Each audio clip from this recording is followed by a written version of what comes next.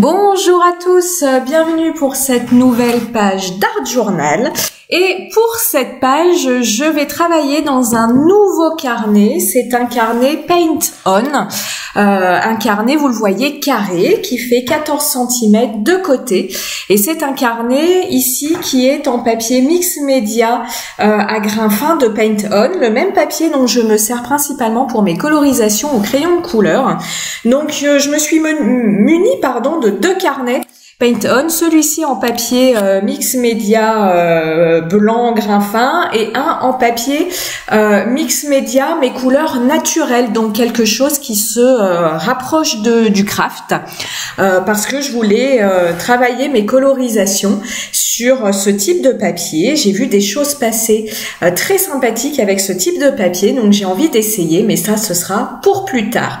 J'ai dans l'idée de réaliser au moment où je fais mon fond de page une double page. Je vais vous montrer la vidéo de la page de droite parce que la page de gauche, je voulais faire des choses. C'est un petit peu loupé, donc pour l'instant elle est en suspens. Donc on va déjà voir la page de droite. Pour en tout cas réaliser mon fond, j'utilise un masque de la Fée du Scrap et une poudre Magicals. Alors c'est le set Wild Flowers et c'est la couleur Bells of Ireland Green. Je me suis donné le défi à moi toute seule de faire un fond vert. Le vert est une couleur que je travaille très peu.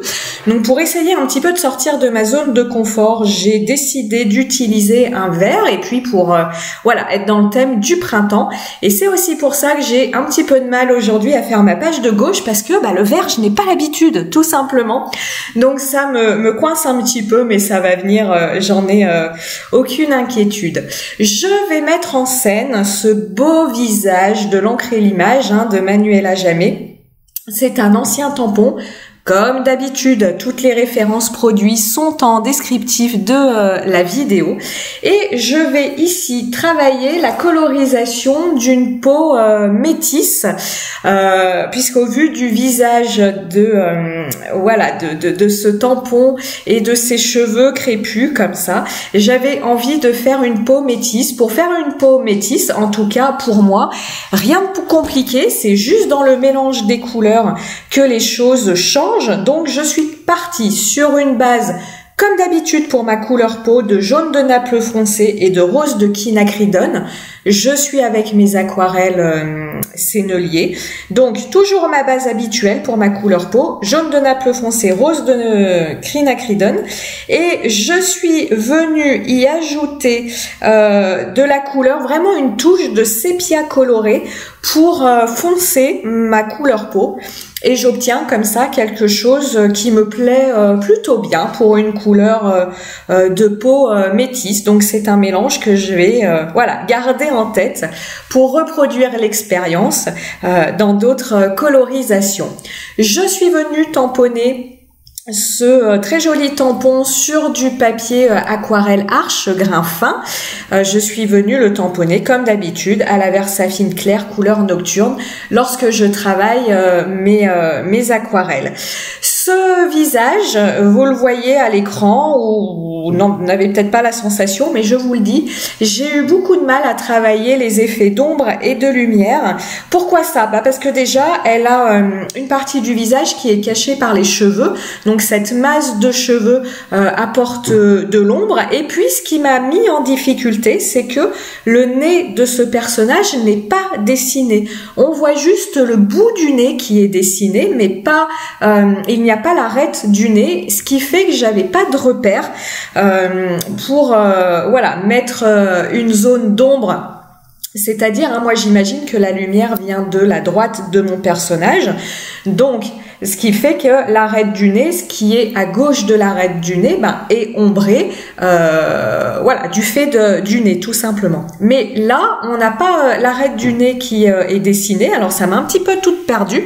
C'est pour ça que vous m'avez vu un petit peu galérer au niveau de l'ombre. Et puis vous voyez, c'est pas très satisfaisant. Il y a des taches, il y a des choses qui ne vont pas. Donc voilà, je vais m'y reprendre en plusieurs fois.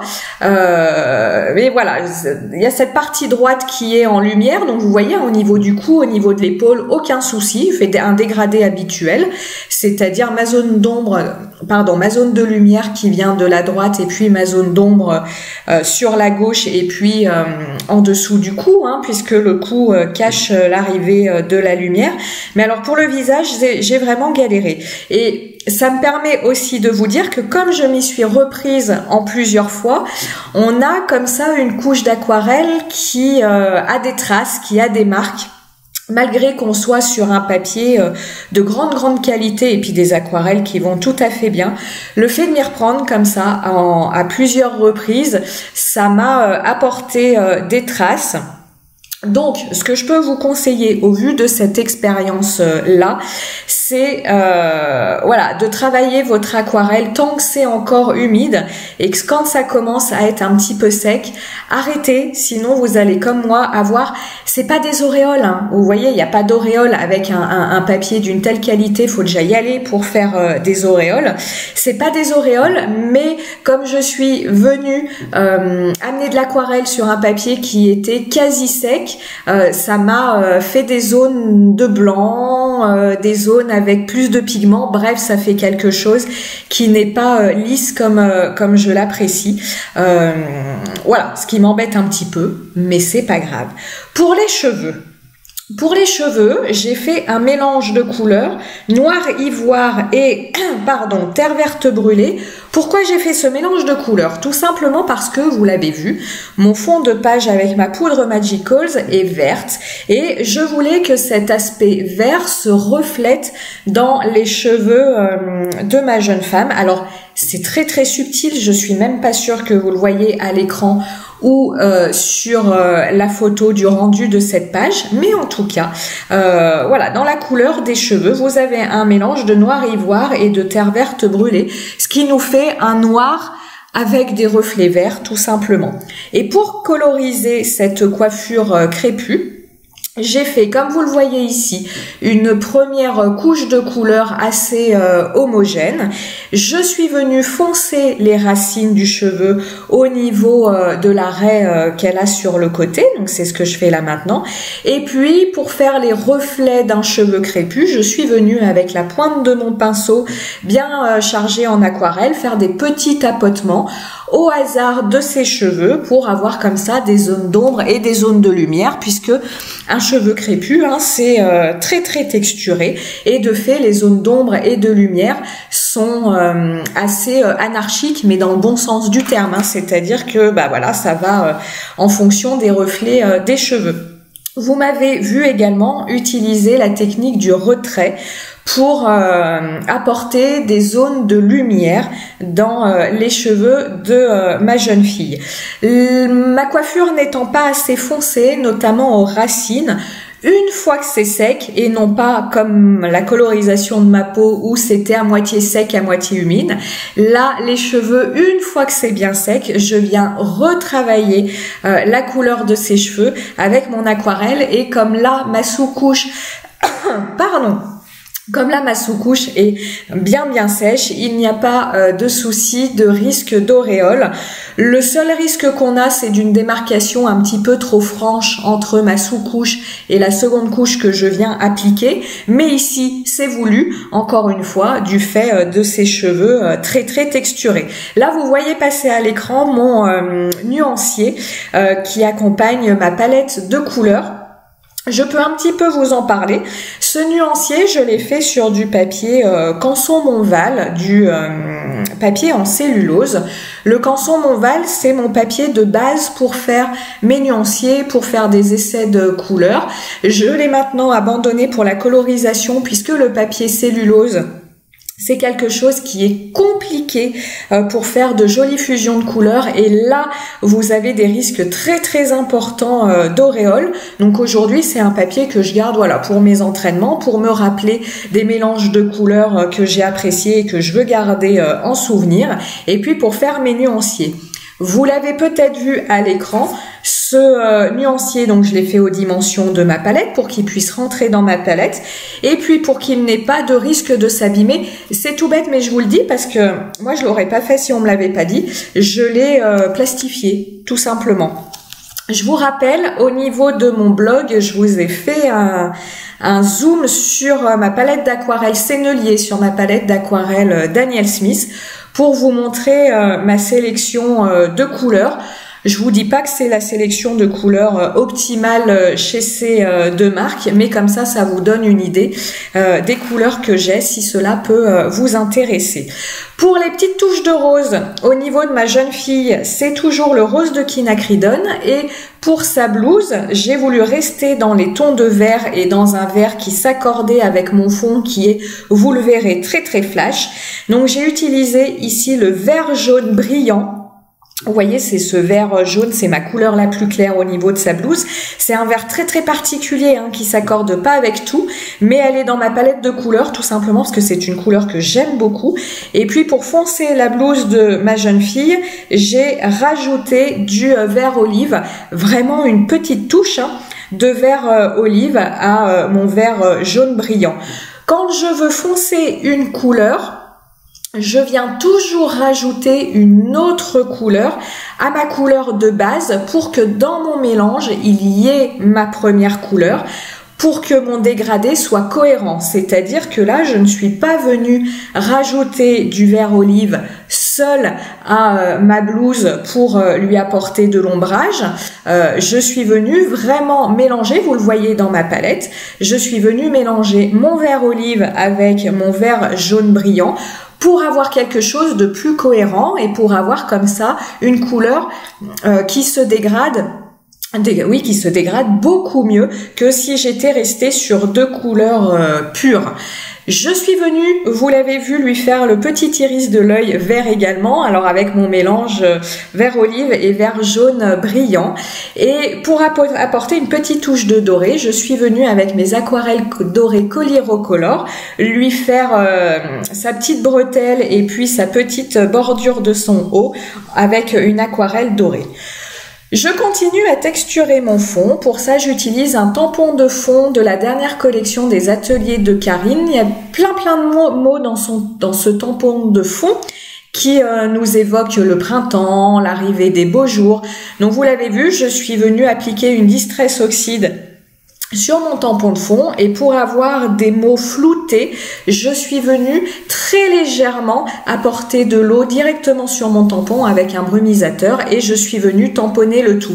Vous voyez, j'essaye de garder quelque chose en cascade, c'est-à-dire que je vais avoir au niveau de mon fond beaucoup de texture, beaucoup de matière en haut à droite et en bas à gauche, je vais laisser cette zone de blanc. L'idée, c'était d'avoir quelque chose en cascade que je vais accentuer avec l'apport de feuillage. Pour ce faire, première couche, je viens appliquer ce feuillage issu de la grande planche A4 des ateliers de Karine de la collection Rainbow.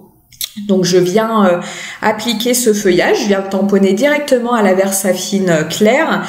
J'utilise ici une plaque acrylique qui n'est pas du tout de la bonne dimension pour être à l'aise pour tamponner ces feuillages, mais j'avais momentanément perdu ma toute petite plaque d'acrylique. Donc j'en profite pour vous dire, pour être à l'aise dans votre geste, utilisez bien des plaques acryliques à la bonne dimension. Souvent, vous avez des ventes de plaques acryliques en lot, une grande, une petite, une moyenne. Je dirais c'est pas du luxe d'avoir ces trois tailles de plaques acryliques, parce que déjà en fonction de la taille de nos tampons, on va utiliser l'une ou l'autre. Et puis on pourrait se dire, je peux avoir qu'une grande planche de tampons, ça me fera pour tous les tampons. Le problème, c'est que utiliser une grande plaque d'acrylique pour des tout petits tampons, je sais pas vous, mais moi je suis hyper maladroite avec ça, je sais pas dans quel sens la mettre, dans quel sens la tourner, et finalement j'utilise quasi tout le temps ma plus petite plaque d'acrylique. Je viens rajouter une seconde couche de feuillage. Vous allez voir que je vais vraiment mettre encore une fois en haut à droite pour accentuer ce que je vous ai dit, cette cascade de feuillage. Pour ce faire, je suis venue sur une chute de papier aquarelle, mais vous pouvez tout à fait faire ça sur du papier mix média. Je suis venue appliquer la même poudre Magicals avec laquelle j'ai réalisé mon fond, mais ici je l'ai plus dilué. Vous voyez moins les différents différents pigments de couleur qui composent cette poudre. Une fois sec, je suis venue appliquer différents tamponnages, eux aussi issus de la planche de tampons Rainbow des ateliers de Karine. Je suis venue une fois sec, et oui, n'oubliez pas, la Versafine claire, c'est une encre à séchage lent, donc ne vous faites pas avoir, séchez bien au heat gun à chaque fois que vous avez fait un tamponnage, parce que moi, plusieurs fois, j'oublie, je m'en mets plein les doigts, et j'en mets de partout. Vous le voyez, je suis venue découper ces petits feuillages que je vais venir coller en haut à droite de cette page, même si là je suis un petit peu en train de chercher où est-ce que je vais les mettre. Je suis venue tamponner le tampon de ma jeune fille sur mon fond de page. Pourquoi j'ai fait ça? C'était voilà, j'aurais pu m'en passer, sauf qu'au moment du détourage, si vous regardez bien, ce tampon est plein de détails, encore une fois au niveau de sa chevelure. Elle a plein de petites mèches qui ressortent. Moi je fais partie des gens qui détourent à même le trait, je ne laisse pas de bord blanc autour de mes tampons, ce qui fait que pour plus de simplicité, eh bien tous ces petits frisottis, je les ai coupés au moment de mon détourage, et pour les retrouver sur ma page, eh bien je suis venue tamponner le visage de cette jeune fille, comme ça, bah là avec mon tampon tamponné sur mon fond de page, pardon, je retrouve les frisottis de sa coiffure que j'avais découpé au préalable. Ça y est, j'ai enfin trouvé la place où mettre mes feuillages. Vous voyez, j'avais pas du tout idée de faire ça au début de ma composition. Souvent, on me demande si j'ai déjà une idée précise de ce que je veux faire quand je commence une page ou non. Pas du tout. En général, j'ai une idée précise du tampon qui va être le centre de ma composition, et j'ai une idée précise d'une couleur de base, et après, ça se fait au fur et à mesure, selon mes envies, selon mes idées, selon ce qui vient, tout simplement. Voilà, au moment où j'avais commencé cette page, j'avais pas du tout l'idée de faire des feuillages qui entourent ce visage, j'avais pas du tout l'idée que j'allais partir sur ces couleurs-là au niveau de mon aquarelle. Donc ça se fait vraiment au fur et à mesure que la création se fait. Comme toujours, je viens coller le tout à la taquiglue. Vous l'avez vu, je suis venue passer le contour de ma jeune fille avec un crayon noir. Je ne le fais pas systématiquement, mais ici je l'ai fait pour deux raisons. La première, c'est que le papier aquarelle Arches est très épais. Donc si je ne l'avais pas fait, on aurait vu sur le côté un rebord blanc du fait de l'épaisseur du papier. La deuxième chose, c'est qu'ici j'ai un fond de page, en tout cas en haut, assez texturé, assez lumineux. Donc autant mon rebord blanc se serait vu sur mon bas de page, comme le fond est blanc, c'était pas gênant, mais autant en haut, ça aurait été beaucoup plus embêtant. Comme toujours, je suis venue réaliser des petits traits de lumière avec mon marqueur blanc acrylique Artistro. Vous le voyez, comme mon aquarelle a bien séché, que je lui ai bien laissé le temps de sécher, mon marqueur blanc ne va pas aspirer l'aquarelle, il va rester bien blanc. Mais je vous le dis souvent, ça vaut si vous laissez bien sécher votre aquarelle, si elle est encore un petit peu humide, ou en tout cas si votre papier est sec en surface mais pas à l'intérieur, puisqu'on est sur du papier très épais, votre marqueur blanc ne restera pas blanc, il va se teinter de la couleur de votre aquarelle. Petit titre, issu également de la planche de tampon des ateliers de Karine. Quelques projections également au marqueur acrylique noir pour rappeler les feuillages noirs de mon fond. Et le tour est joué. J'espère que cette première page dans ce carnet vous aura plu. J'espère que ça vous aura aussi donné l'idée de mettre en couleur le printemps. Et moi, je vous dis à très bientôt. Ciao, ciao!